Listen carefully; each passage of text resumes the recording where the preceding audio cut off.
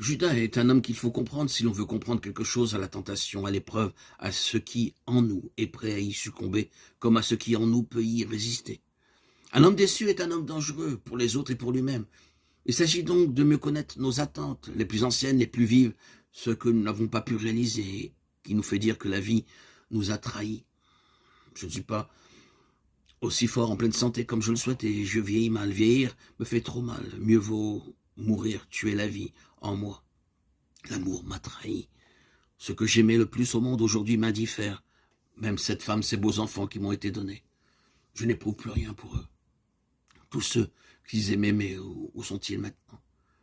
Que la consolation me semble ridicule devant le mal qui me tourmente, qu'ils cessent leur cirque, qu'ils prennent pour de l'affection, de la tendresse pour moi. Je n'y crois plus, je ne crois plus personne, nul n'est digne de confiance.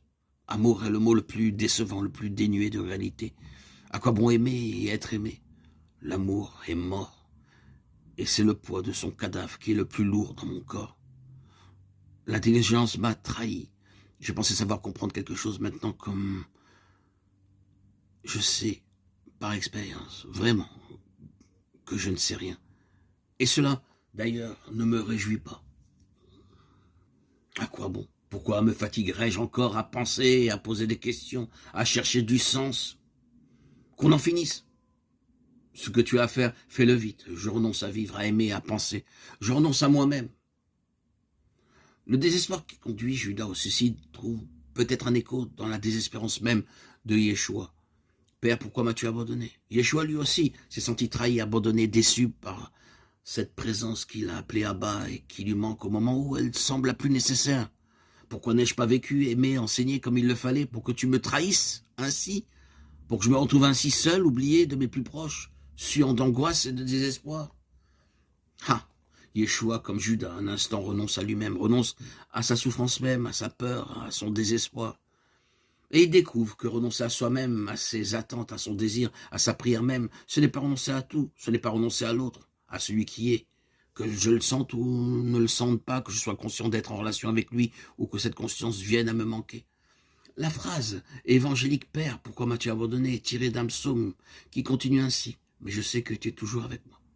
C'est à ce moment-là que la conscience de Yeshua fait un saut à travers le vide, il descend, vivant dans son tombeau qui demeurera vide. Il n'y a plus rien en lui, plus de moi pour s'accrocher à la vie, pour lui reprocher quelque chose. Et c'est de ce vide que va naître une nouvelle conscience, une toute autre conscience qu'on appellera anastasis, résurrection. Ah, il n'est pas de résurrection sans ce passage par le vide, par le rien, celui de la déception, ou de la trahison, de la dépression ou de l'abandon. Mais Yeshua n'a pas succombé à la tentation. Il a espéré sans espérance. Il a aimé sans amour, il a cru sans rien croire. Il a renoncé à lui-même et quelque chose de plus grand que lui-même est né en lui. Il a renoncé à son être mortel et son être éternel s'est éveillé, s'est levé en lui.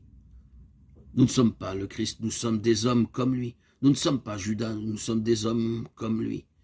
Les tentations, les épreuves ne nous seront pas épargnées, petites ou grandes.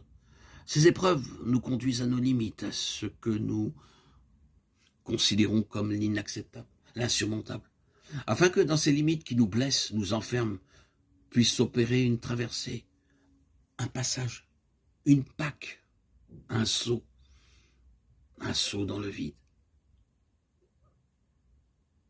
dans la mort qui nous mènera à la résurrection.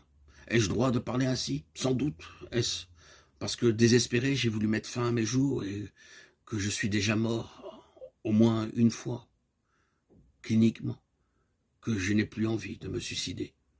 L'aiguillon de la mort est toujours là, la tentation est toujours forte, mais un je ne sais quoi, un presque rien en moi résiste, et ne se laisse ni induire, ni entraîner dans la tentation.